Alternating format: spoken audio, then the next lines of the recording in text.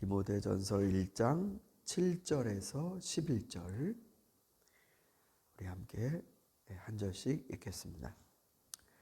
그들은 율법 교사가 되려고 하지만 사실은 자기들이 무엇을 말하고 있는지 또는 무엇을 주장하고 있는지도 알지 못합니다.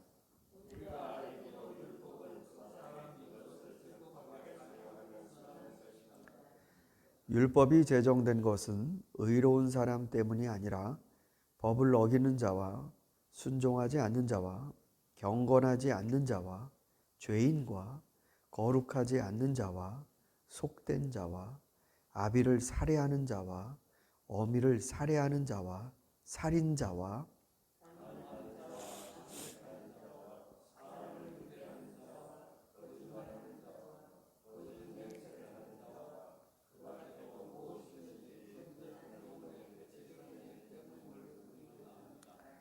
건전한 교훈은 복되신 하나님의 영광스러운 복음에 맞는 것이어야 합니다.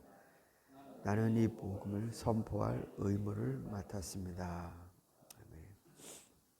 디모데에게 다른 가르침을 전하는 사람들, 그들을 경계하도록 에베소 교회에 명령하십시오.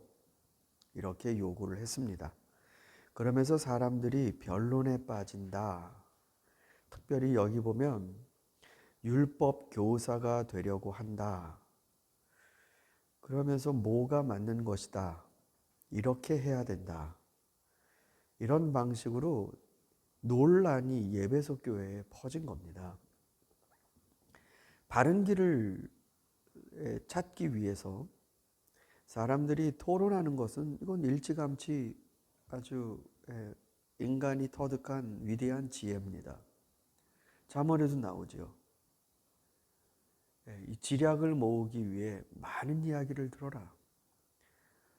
그러려면 토론을 하고 상대방의 이야기를 듣고 무엇이 바른 것이구나.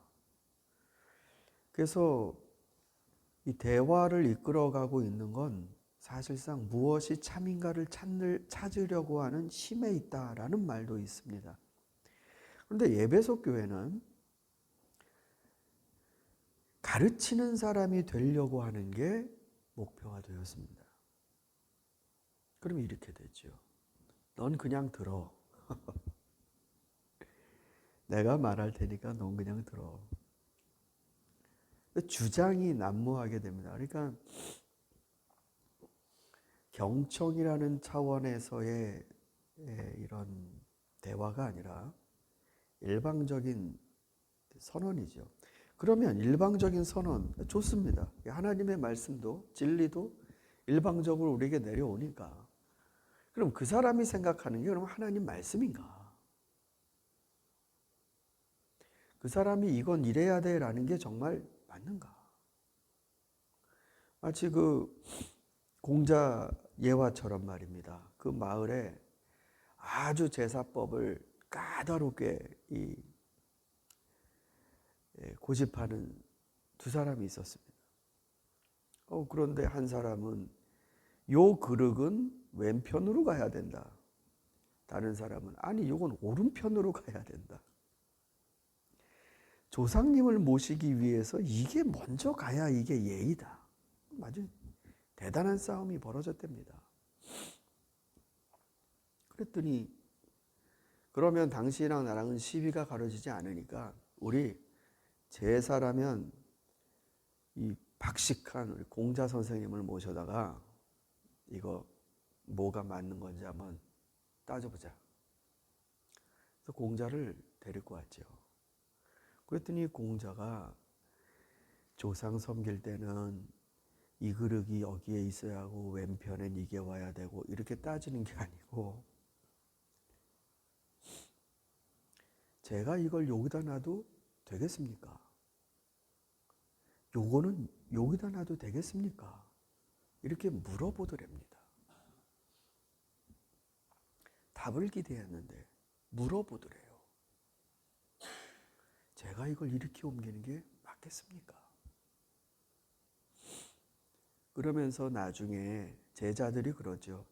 선생님, 왜 제법을 제대로 가르쳐 주시지 않으시고 왜 물어보셨습니까?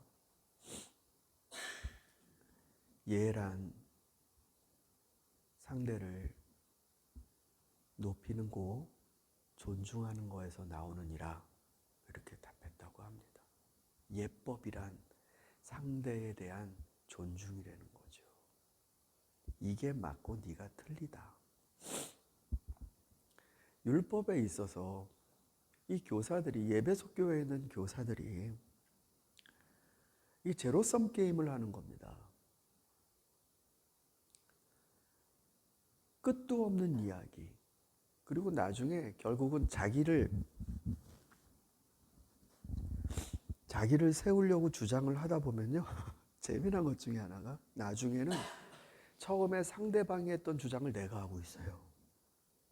그러니까 저 사람이 하는 말은 무조건 반대하는 방향으로 가기 때문에 결국은 이거 논리의 문제가 아닙니다. 이게 자기의 주관의 인정의 문제가 돼버리고 맙니다.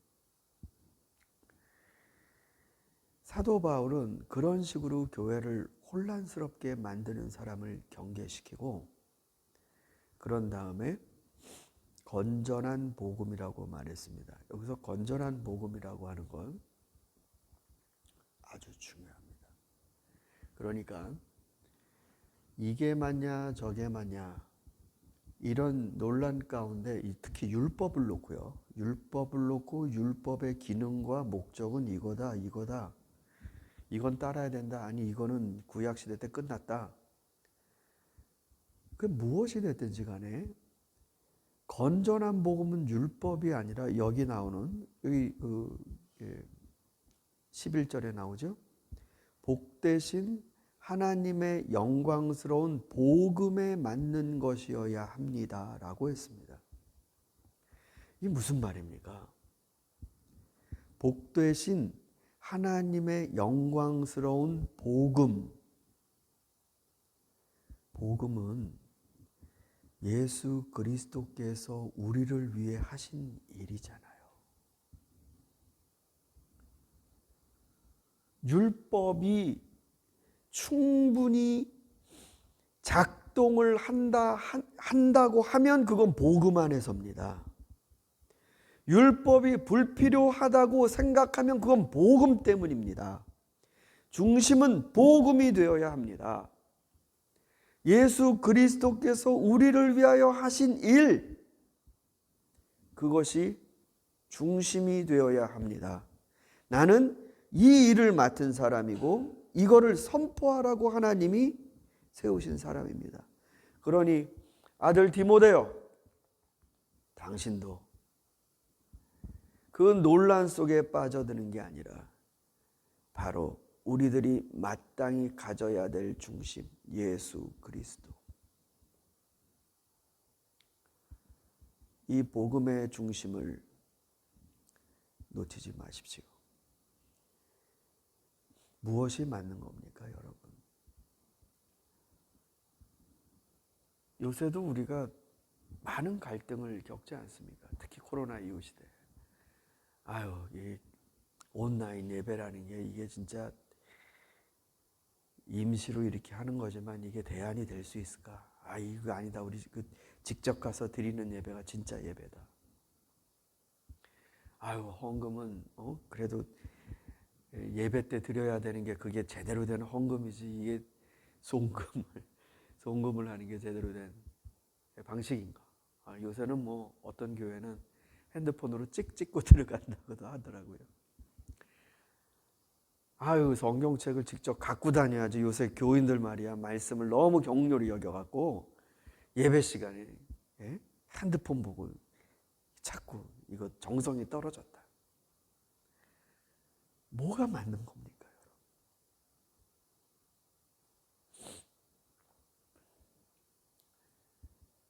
모든 사람이 다 교회에 나와서 예배드리고 얼굴 보고 예배드리고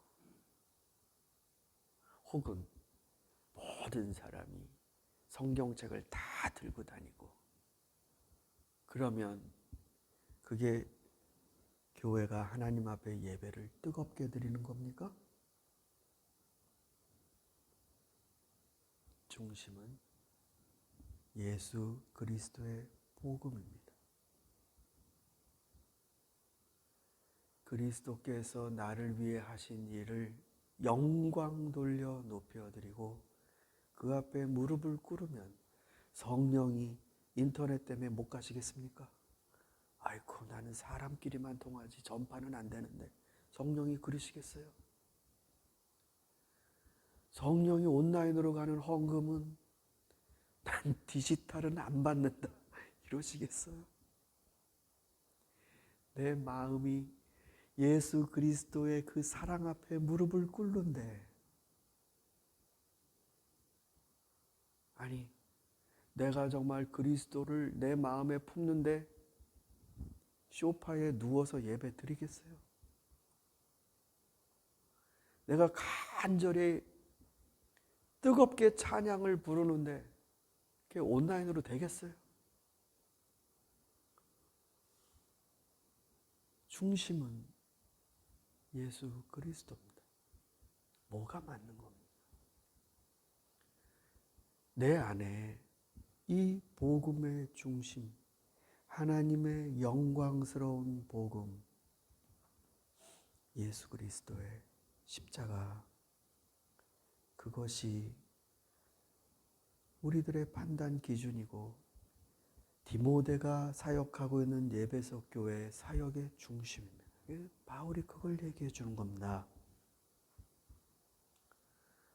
예수 그리스도의 이 복음, 우리가 빌립보서에서 이미 읽어봤습니다. 너희는 이 마음을 품으라. 그리스도의 마음을 품으라. 그 마음을 품으라. 율법을 가지고 우리가 구원받은 게 아니라 하나도 빠짐없이 다 잘 지켜서 하나님이 아이고 너는 점수가 패스했구나, 합격, 이러신 것이 아니라 다 함량 미달인데 그리스도의 십자가의 복음을 믿어서 너희가 구원을 받았다. 그거를 붙들어라. 여러분, 외람된 말씀이지만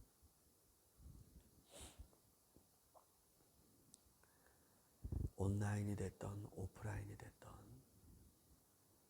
그리스도가 나를 위해 하신 일을 진정으로 붙드는 일이 없다면 그게 무슨 예배입니까?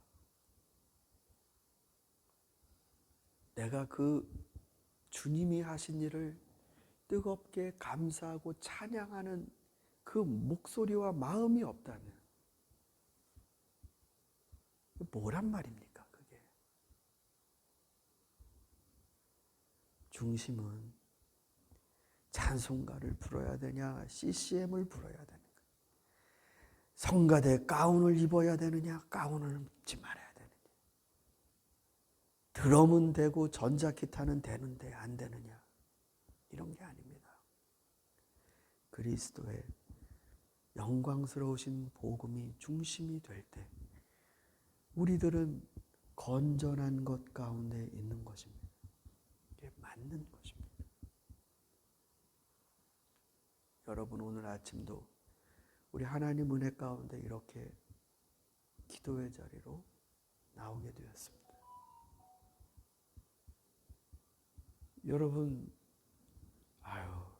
중직자가 되면 새벽 기도는 나와야지.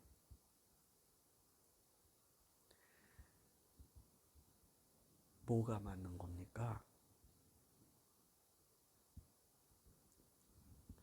여기에 나왔어도 그리스도의 복음, 나를 위해 희생하시고 살려내신 그리스도를 향한 마음이 중심이 되지 않으면 아침 일찍 웬 요란을 우리가 이렇게 피우는 겁니까? 여러분, 그리스도의 복음, 이것이 건전하고 이것이 중심입니다.